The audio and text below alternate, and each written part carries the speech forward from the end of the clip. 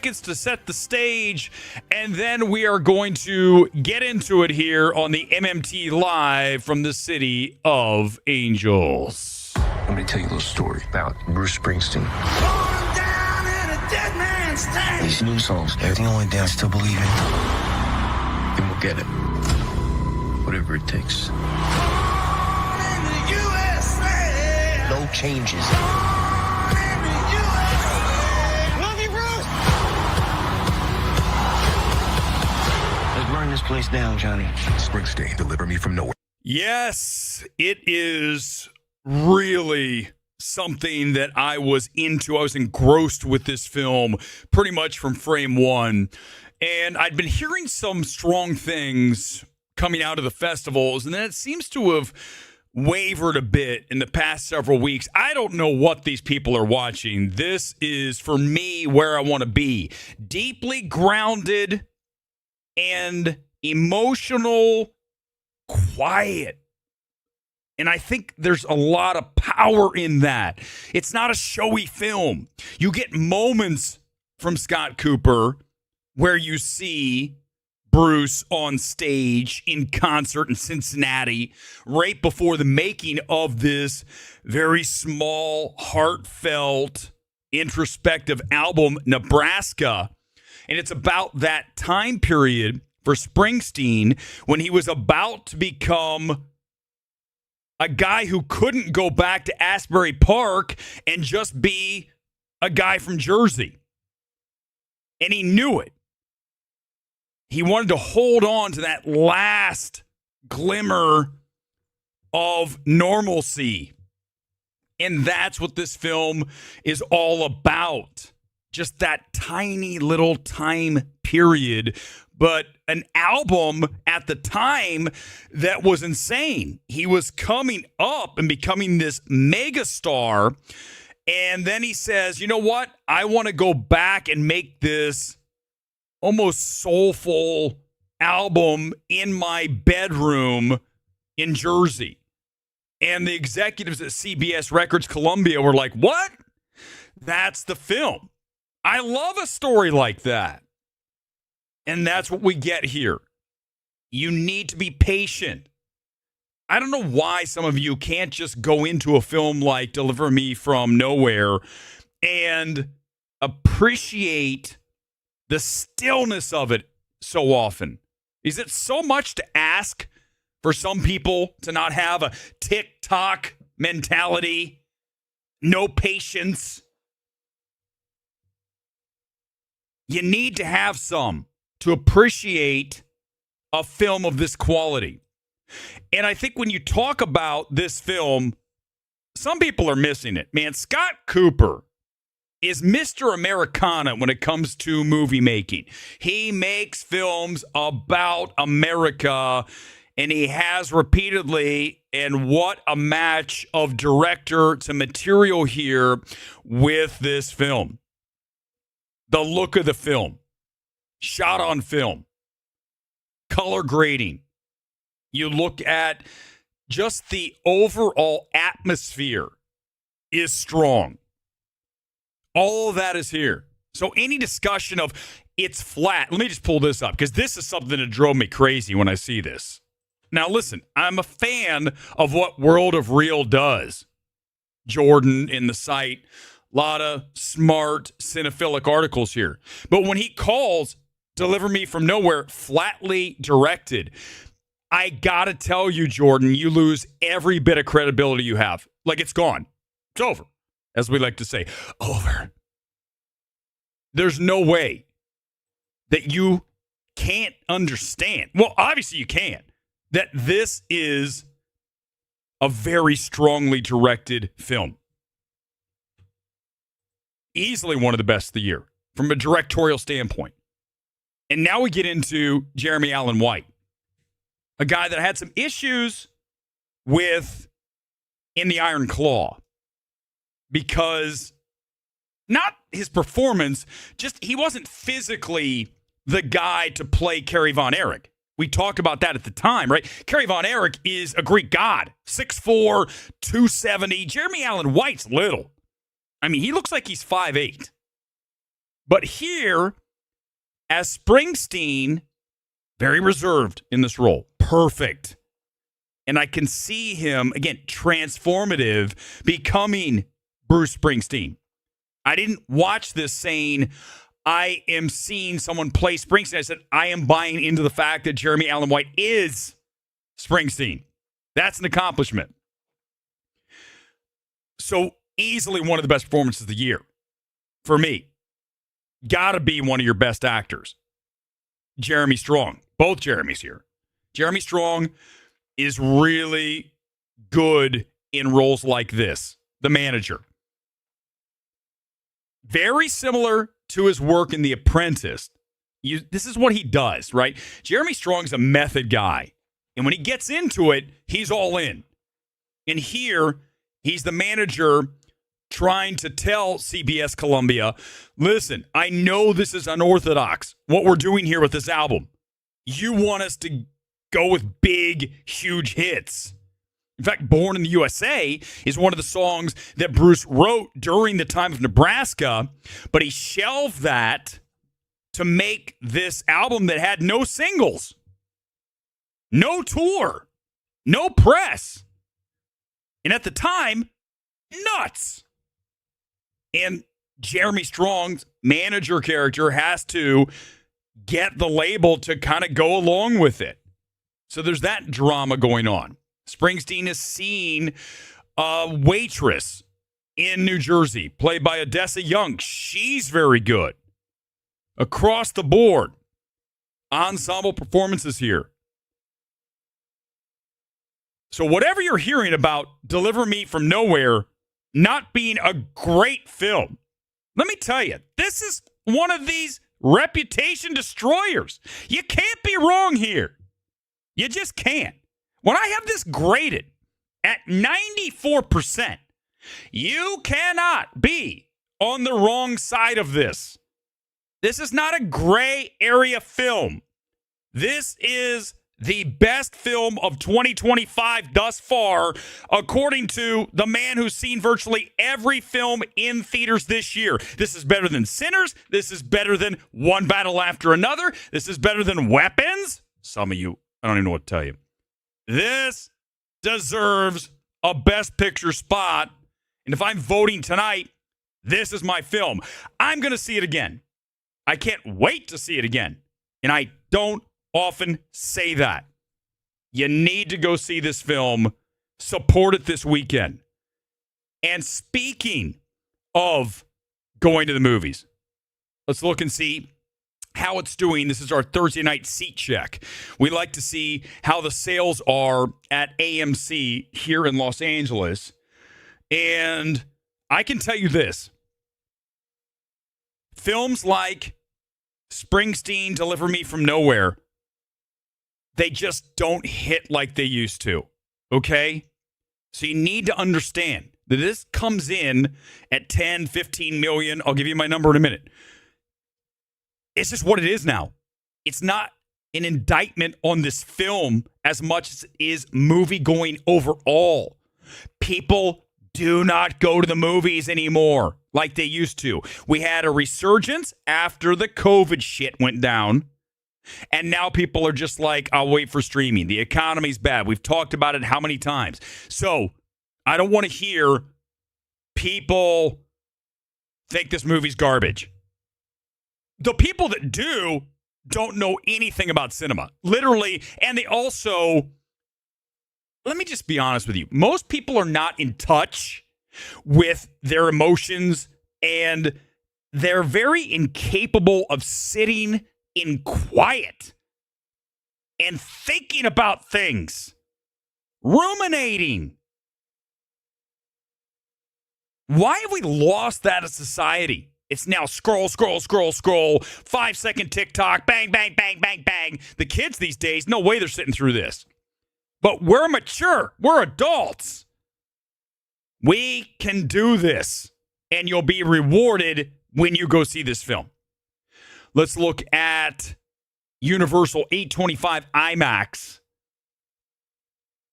I don't think you need to see this in IMAX. I'll be straight up with you. It's not a film that needs to be seen on a massive screen. I saw it at the AMC 6 here in Burbank. Very good size screen. Sound was strong, but it's not a Dolby. It's not a Prime. It's not an IMAX. There's a couple of concert scenes early, but in general, again, intimate, smaller environment, so you don't have to see it in IMAX. Look, you can see here, okay, for a Thursday night, I want to see more, but again, kids aren't going to see Springsteen. They might know who he is, but they're not running out theaters opening night to go see this. It's adults. This should do better Saturday afternoon, Sunday, right? When the adults go to the movies.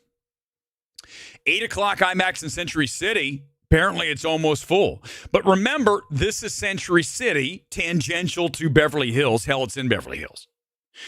So you've got a lot of industry folk everywhere you go here. Universal, Century City, Burbank. It's all LA entertainment business. And you can see this looks really strong. I want to see this outperform. The problem is flyover America. Are they going to go? I'm going to take this at 11.5. And I know that is that's not very good. But again, let me make this very clear here tonight. If you think that we could get a Bohemian Rhapsody to get to, let me remind you what that film did. You guys want to see? $903 million worldwide.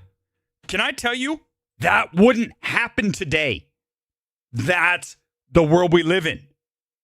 2019, like Tarantino said, is the year that cinema died. He is right. Yes, we still have theaters, but they're not as attended as they were in 2019, 18, and certainly before that.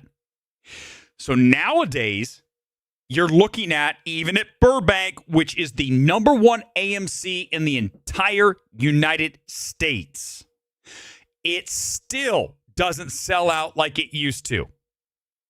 The crowds are noticeably smaller now. I go there 3 times a week minimum, and I can see the fall off. So if you think we're going to get to 900 million on Bohemian Rhapsody today, no chance. Rocket Man, another comparable, right? Bigger film. Both those films are bigger than this as far as scope, but still, musical biopic. 195 million worldwide. Rocket Man would not get to 195 million right now. Nope. Again, 2019.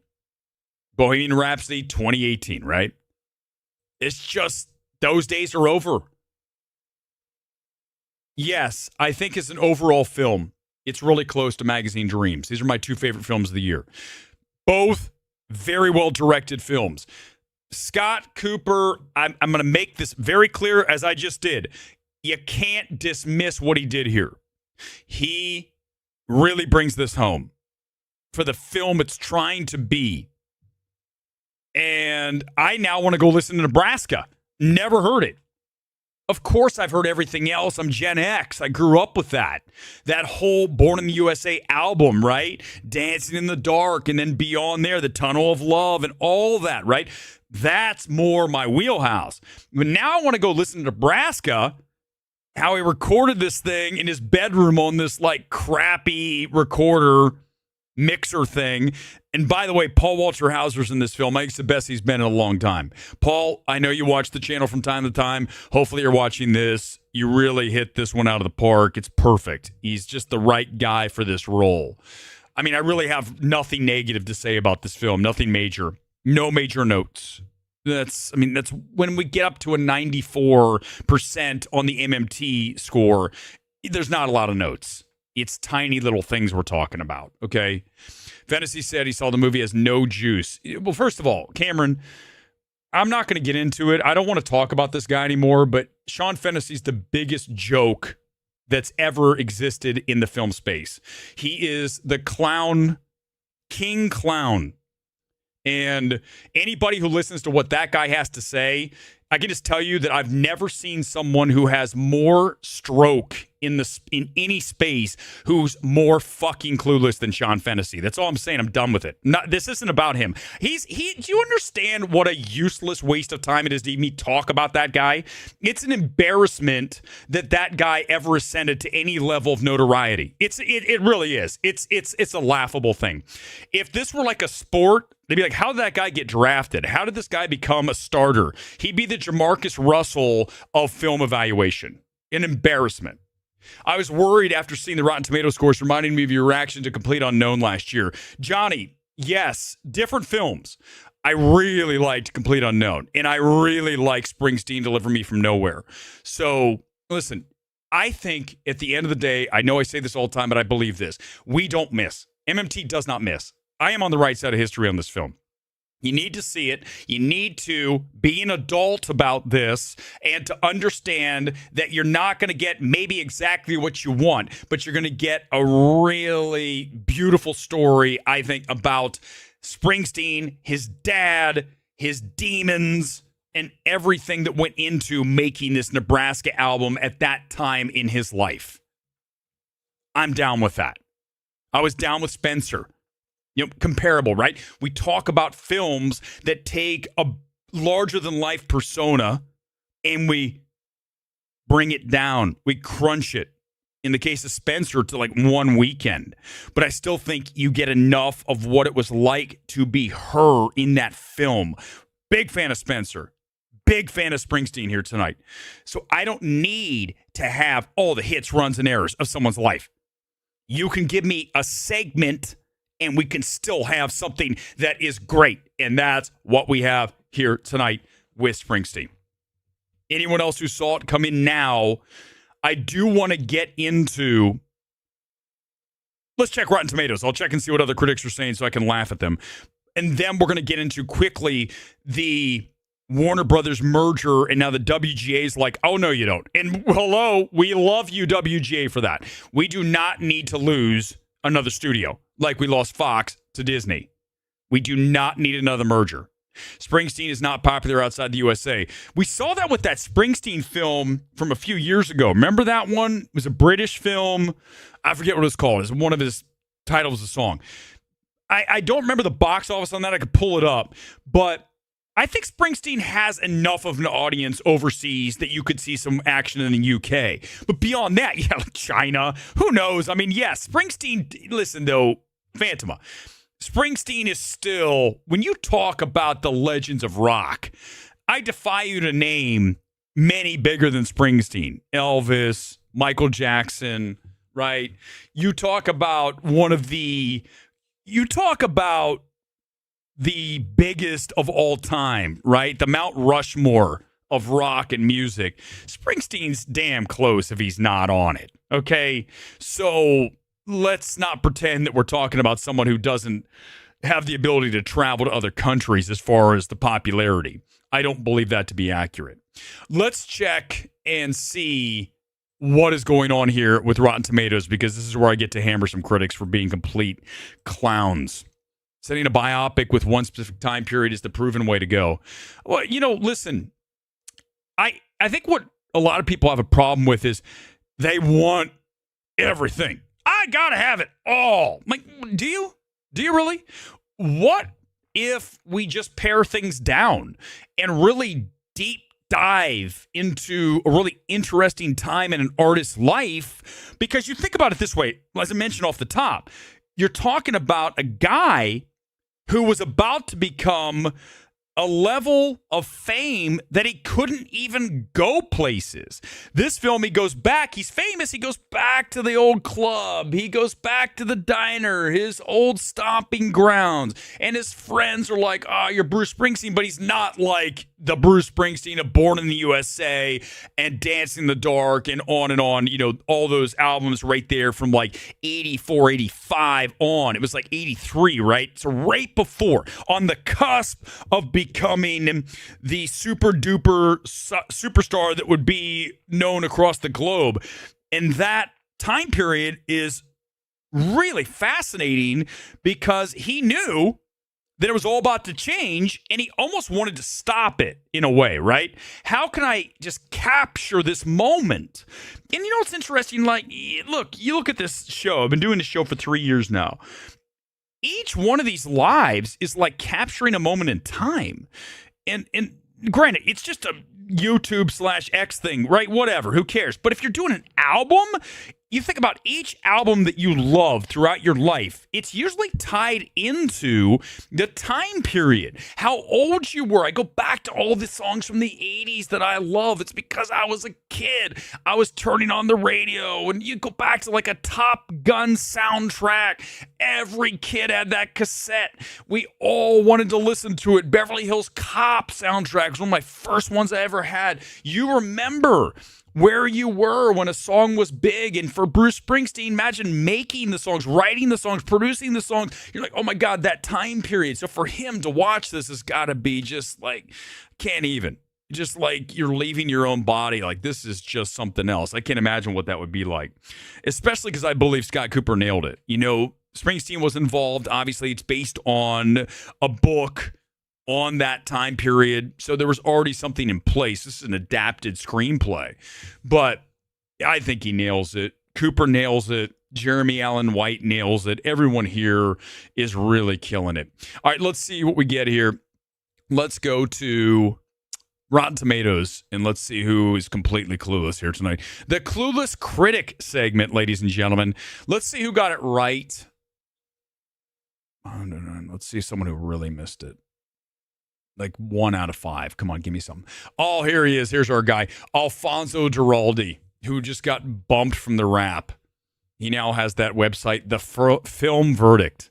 Let's all go visit there. He missed. It's a big whiff.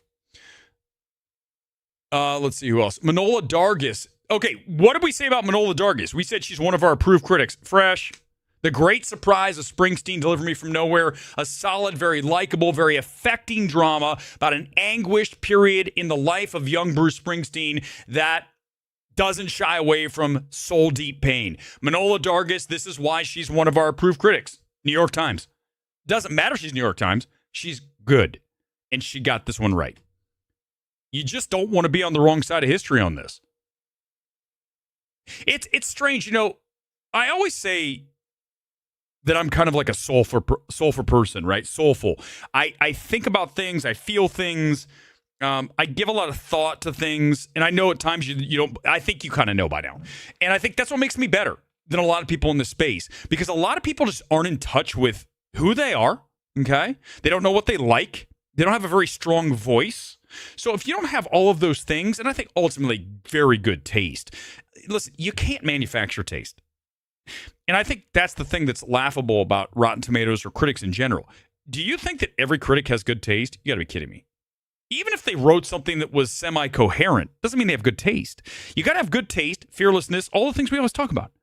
And most people just don't. They don't have good taste. This film, you need to have good. If you don't see this, this is a very good film. I don't know what to tell you, man. Associated Press, 3.5 out of 4. Some people got it right. I will listen to it. You know, Kuzma, I'm going to listen to it in its whole. Probably like one of these nights this weekend, I'm just chilling, put it on, headphones, and just let it roll. Because, you know, remember, he had no singles from this album, so it's meant to be consumed as an entire thing. And I think I'm down for that after watching this. That's the thing, right? If this film weren't effective, I wouldn't want to listen to Nebraska. I'd be like, I don't care. It makes me want to. And I will see this again. Quickly on what's coming up over the next several days. Not next several. I'm taking some days off. I've done like 4 streams in 5 nights. I need a break. But when we reconvene on Sunday night, I'm going to have Begonia because it opens here in New York, in LA here, Burbank. I'm going to see it on Saturday. We'll have that reaction on Sunday, make that. And then Sunday night, one of the first reviews ever of Song Sung Blue, the new Hugh Jackman, Neil Diamond singer kind of thing with Kate Hudson. I'm going to see that with Menzel, and it'll be a late stream. We probably won't go on until 9:30 here in Los Angeles. That's 12:30 on the East Coast. But it'll be live right out of that movie, along with Begonia. So 1-2 evaluation on Sunday night, plus other news, trailer watch, all that. We'll go late. But just want to give you the update. I just need a couple of days just to kind of chill. But I am going to see Begonia on Saturday. I was almost going to see it again, see it today. I haven't seen it yet. See it today and then combine. But I just want to watch one movie. I told you I like watching one movie and then taking a break. I don't like watching multiple movies in one day because I don't feel like it's the right place for me to be. I like to give each film its due time and its due digestion, as it were. Let's get to this quickly, and then I'll get to some comments here on this Thursday night. This is something I want to talk about. It is the WGA, Writers Guild of America. They are talking about blocking a potential Warner Brothers Paramount merger. They're calling it a disaster. I could not agree more, and I am loving the fact that the WGA is pissed off because we do not need to lose another studio. When we lost Fox and Disney purchased it, became 20th Century Studios, you lost a ton of films, right? 20th Century only puts out a few films a year now. In the past, 20th Century had one a month minimum, okay? So you look at all those films that collapsed down to like 2 or 3. This is one of them here tonight, Springsteen. But when you merge, they say, well, you lose a studio. It's not like you have 2 separate studios. They start decluttering, as it were, and they get rid of so many people. And they get rid of projects. And they pretend it's one studio. So it's a mega studio instead of 2 separate studios doing 2 separate things. And we need to fight this. The joint statement says they're going to block the merger. It'd be a disaster. Merger after merger in the media industry has harmed workers, diminished competition and free speech, and wasted hundreds of billions of dollars better invested in organic growth. Combining Warner Brothers, Paramount, or another major studio or streamer would be disaster for writers, for consumers, and for competition. Exactly.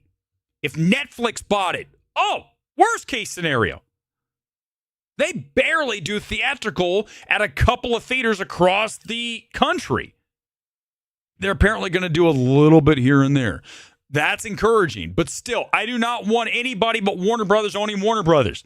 If I had billions sitting around, I would buy Warner Brothers just to make sure this didn't happen. Seriously, why couldn't I have won the power? I don't have enough. What was the biggest ever Powerball? Was it $1 billion? Still not enough to buy it. But I could become a big shareholder. I would be the man. We would make the coolest shit. If you got rid of David Zaslav and brought me in, we would listen. I think Warner Brothers had some decent stuff this year. They've taken chances. That's the thing Warner Brothers does. But if you brought me in, if Weber was the man at Warner Brothers, we would be making some classic films within 6 months. I would say, give me every script you have in this town that you think is good, and I'm going to look at all of them, and we're going to start greenlighting some of these or throwing them in the trash. And we're going to get it done now. So good for the WGA in getting rid of this. Exactly, Satvik. We have to not have this happen. It can't happen. If it happens, we are going to suffer. Actors, writers, directors, film lovers, TV lovers, whatever you love. If you love anything in the entertainment business, you do not want Paramount to be buying Warner Brothers. That's going to be really bad for everybody involved. All right. I'm open to some comments here on this Thursday. Probably won't go a full hour tonight because I figure we'll save it for Sunday. I've got 2 evaluations, trailers, all that stuff. Sunday night's the bigger show. Thursday is going to be, just box office, the number 1 film, maybe another story, and then we'll just, call it a night. Just makes it easier. You go back. If you want to talk about Shelby Oaks, I got a few minutes for that. Go watch my stream on Shelby Oaks. I'm still sticking to exactly what I said back on Monday night. I believe that is not Chris Stuckman's film. I believe Chris Stuckman has a part in that film. I believe that Mike Flanagan hijacked it and created a version of it with his help. Flanagan worked in conjunction with Stuckman. It wasn't totally taken out of his hands, but he definitely punched it up. And I mean punched it up big time. That is not a minimal punch-up job, so Stuckman doesn't even get credit for that as far as I'm concerned. I honestly, does not. He gets a co-directorial credit. That's it. He is not the director of that film. Come at me, say what you want. I don't care. Until Neon shows me the first cut, I am going to say that is right. I know what I'm talking about. Neon knows it. A24 knows it. Warner Brothers knows it. Disney knows it. They all know it. Weber knows more than virtually anyone in this space when it comes to seeing through and behind and seeing the magnificent Oz. I see it. And I know I'm right about that film. Before I forget, thanks all for recommending Urchin. Last year's Bird. Oh, I really like Bird. Cool film. It's one of those gritty British urban dramas that no one talks about. Yes, Bird's a better film than Urchin, right? And Johnny, here's why. Bird is a better directed film. Okay, when you look at Bird, I think that it's got just more of a striking look to it, and it's just got even more grime to it. Urchin directorially isn't as interesting as far as the look of it, the aesthetic of it, but I do like anything that shows me blue-collar struggle. Look at tonight, Springsteen going back to Jersey, blue-collar, right? That old him versus the new superstar him. I love anything that delves into kind of the dirty side of life and the unglamorous. There's nothing wrong with that, and we need more of that in cinema, and I appreciate that, Johnny, because that is what we want to do. Ultimately, listen, man, when we started MMT, the point of this whole thing is to get you to go see movies like Springsteen, to take a chance on Urchin, to go see a film like Lurker, to watch Magazine Dreams. These are the things I want you to talk about, not hey, everybody, Sinners is the greatest movie. It's fucking not. It is a train wreck, tonal, just throw everything in the fucking kitchen sink. It's not a great film. Sinners just don't even get me started. But yet, if you listen to the fantasies of the world and all the other pretenders and the clowns, they're going to tell you Sinners is the best film of the year. Oh my God. These are the people that don't even know what they're talking about. They say what they think they're supposed to say. They really don't know what they're talking about. And they're inauthentic and they want to be invited to the next event. I don't want to be invited. I get invites now saying, hey, Eric, would you come check this out? I'm like, no. Is it in Burbank? The answer is no. I am not driving to Beverly Hills. I'm not driving to Century City. I'm not driving to Hollywood. I don't want to get my car broken into. So I'm at the point now where I know what I want and I want it to come to me. I'm not going to drive over to Beverly Hills to watch your movie. You can show it to me down the street. Stuckman, just because you love horror movies doesn't make you a great horror film director. Listen, there is nothing in Shelby Oaks that tells me Chris Stuckman has talent as a director. Nothing. Listen, let's just say this. Mike Flanagan definitely took it over. But even if he didn't, there's not enough to show me talent. It's not a disaster, but it's not... Okay, great example, right? You talk about films that blow you away from a first-time director. And Stuckman definitely didn't. Go watch Saint Maud. How many times we talk about go watch Saint Maud. When you watch Saint Maud, you watch Rose Glass, and you're like, oh, girl, you got some talent. You just see it. It's just dripping all over that thing. She's drippy. Chris Stuckman has no drip, zero drip. And if I have to read one more article or one more interview, I'm talking to the OG Chris Stuckman. Oh my God, let me glaze him. Go do that. But here's the deal. You got to earn your glazing. Tonight, Scott Cooper, you earned your glazing. Jeremy Allen White, you earned your glazing. Stuckman, no glaze for you, buddy. None. You didn't earn it. You got to earn things here.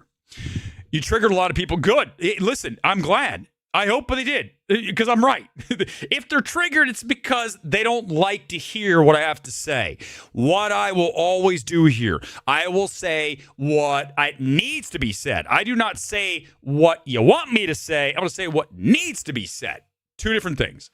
And for the average person, they don't know what that's like, especially in this space. They're like, well, I don't want people not to like me. Maybe I'll be wrong. You got to be convinced you're right. I know I'm right. You got to be convinced, okay? You got to have courage, and you've got to not give a fuck. You got to go, I don't care. You think I care about these people over here? I just mentioned, if you're going to tell me that Sean Fennessy is the number one talent in film, evaluation, criticism, journalism. I'm going to laugh at you and say, that's fine. I'll be definitely not number one. If that's number one, then I don't even want to play in that game. Like that's an embarrassment. This is bullshit. It's a narrative. I don't deal with narratives. I deal with realities. And the reality is Chris Stuckman's Shelby Oaks is not his film. Mike Flanagan punched that motherfucker up in a way like major. I don't want to get another message from someone saying it's the same movie. Until Neon shows me the original version of Shelby Oaks, which they never will, then I am not retracting a single thing I said on that stream. Shelby Oaks is not Chris Stuckman's film. He is a co-director of that film at a minimum, okay? And that's where I'm going to leave it. I know I'm right. And unless Neon wants to send me the original version, that's where it's going to stick. And they're not going to. So there you go. I'm not moving off of that. There's not going to be any retraction, no apology, no nothing. And also, Stuckman, you seem like a nice enough guy. It doesn't matter. I don't care if you're nice. I don't give a shit. Are you talented? In what I see in Shelby Oaks, I don't see anything. And that's in Mike Flanagan, for that matter. I mean, look at Life of Chuck. Talk about a forgettable film. I was told, Life of Chuck, that dancing scene of Life of Chuck is cringy. Oh, my God. Have you guys seen Life of Chuck, where he starts dancing outside? First of all, it looks like it was shot with a fucking basic, like, iPhone. That film has no look to it. And then you've got Mark Hamill doing whatever the hell he's doing. Life of Chuck's not a good film. I think Mike Flanagan would cross the board. Yeah, you look at a Dr. Sleep. Okay, they're not saying he's, like, the least talented, but I don't think Mike Flanagan has nearly the talent you guys believe he has. I mean, Life of Chuck proves it. I'm like, this won the People's Choice Award? This? I'm going to dance outside in this little common area outside of a mall. This is what he's going to dance. This is bad. Dude, Life of Chuck was not a good film. Oh, my God. I remember watching that, and I was just going, what? How did this win any award? Well, yes, Sodvik, exactly. Ryan Coogler, Fruitvale Station. That's where we're talking. Ryan Coogler, Creed. We're not talking Ryan Coogler, Sinners. That's his worst film. It is. It's his worst film. Worse than Black Panther. Sinners is the worst of Ryan Coogler's films. Done. Closed. Case closed. There's no more to discuss. Even Black Panther 2, I would argue, is better. And that's not even a great film. So, yeah, no, we're on the right side of history. I know it doesn't, you're not saying the right things. I'm sorry. Is there some manual? I'm sorry. Do I have to say these things? I'm sorry. I got news for you. I don't have to say shit. My channel. Always respected Coogler's film. He's a great filmmaker. Even the ones I don't like, I respect him. Yeah, listen, I respect the fact that he made Sinners. I just don't think it's a good film. It's not the fact that I don't appreciate his filmmaking. It's that I think from a screenplay perspective, it's not good. I mean, it's borderline disastrous. It is a melting pot of garbage. Is what it is. It really is. It's just let's just stick all this stuff in here and try to make it fit. It just doesn't. I think we saw that with Weapons. We're seeing that with this. We're kind of seeing it with one battle after another. Tonal issues. Can I just tell you guys, listen, please. If you're going to make a film, make sure tonally that it is consistent. The number one problem I see in film is tonal erratic shit. And you look at Sinners, erratic tone Weapons, erratic tone One Battle. You cannot make a film that wants to be serious and then undercut it with goofy shit. Weapons does that. Oh my God, what a fucking disaster. Weapons, when you start throwing in the goofiness, I mean, especially at the end, with crazy Aunt Satanic bitch. And then we've got her running through the backyards. It's terrible. Man, oh man. Woo! The fact that you guys think that Weapons is a viable screenplay tells you again, the average person in this space does not know what they're doing. They literally have no clue. They pretend, again, get me the Burger King crown. I've got it. I'm the king. No, you're not. You got that at Burger King. You don't know what you're doing. Exactly, John. All three of these Warner Brothers. Okay? Do not mess with tone. Okay, you just quickly, and then we'll get ready to roll out of here because this is it. You get 40 minutes, a little more. When you look at a film that does tone right, and it's very hard to do. First of all, can I just say, when you're going to try to mix and match tone and have massive shifts, you better pull it off, and you better be really talented. Parasite does it, okay? Parasite is able to go from this affable comedy to all of a sudden this super dark. And the way that it does is because that finish, at the time you're like, I don't know. But then you realize dad in the house, flashing the light, fucking amazing. That's how you do it, right? It's a roller coaster, but you got to bring it home. You can't have the roller coaster come off the track and end up on the ground and people die. This is what I'm talking about. Sinners, roller coaster, off the track. Weapons, roller coaster, off the first hill, flies off and just hits people in the park too. It is a disaster. It takes the track down. It takes people down in the park. It is literally the veritable roller coaster wreck of all time. Weapons is not a good film. It's just the fact that some people think that's like a great film is just wow. It just tells me that people don't know what the fuck they're talking about. Any other comments and we're out of here. I'll do this for you. I'm gonna put this up. This is all you get, and then I'm out of here. You get the comment blast closeout. Here it is. Gone Girl. Anyone I didn't get to, let's do it now here on this. What is it? Thursday. I've lost all track, guys. Remember, I have done streams Monday, Tuesday, Thursday, last Sunday. I need a break. Can we just admit filmmakers aren't as good as they used to be? Well, yes, but it's not just that, right, Kuzma? It's the fact that we have people in positions of power that aren't talented. So I blame the people that are making the films. But if you're in a position of power, you should have really good taste. You should not be someone who doesn't know what they're doing because you are greenlighting this stuff. You are saying, let's do this. And if you aren't talented at recognizing what works, then you are going to create films like Weapons. And you're going to say, I'm going to outbid. I'm going to pay a lot of money for this film. You're like, what am I watching? What's going on here? But again, if you put me in position at a studio, I can tell you this, we will never release a bad film. Because I wouldn't release it. I would literally say we're not going to put this out. Sinners, I would just say, I don't know what I'd tell Ryan Coogler after watching Sinners. I don't think you can fix it. You got to cut a lot of that film. I would cut like 30 minutes out, and I would just get rid of just the goofy stuff. Just make it really dark, and get rid of anything that. Again, I think get rid of the vampires. I mean, there's so much you have to fix about that film. I can't even in my head. So I would never greenlight it. Well, yes, exactly, Sid. The first half hour, then forget it. Why do you understand? It's a whole film.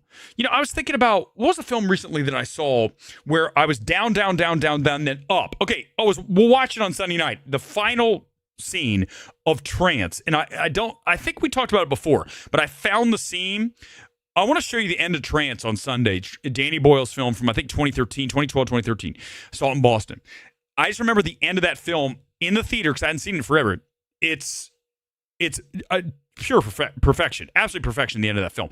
I'll show it to you because I found it. I don't care about copyright. It's already on YouTube. We'll run it. Because listen, remember, when I do these streams, when I play Tunnel of Love off the top, when I play a trailer, it's all demonetized. I don't care. I'm creating a channel trying to get you to go see films like Springsteen, Deliver Me from Nowhere this weekend. That's what I want to do. I don't care about views, subscribers, likes. Doesn't mean shit to me. Go support Springsteen this weekend. And that's it for tonight. That's our message. Thank you for being here. We're back on Sunday night late with the live evaluation of Begonia from Yorgos. He's back. I like Kinds of Kindness. I have a feeling I might like Begonia. And then Song Sung Blue. Hugh Jackman, Kate Hudson. I'll be right out of theater at the premiere here at AFI in Los Angeles. I will have that for you live from MMT on Sunday night. Peace out. Enjoy your weekend. Thanks for being here. As always, a pleasure. Good night from Los Angeles.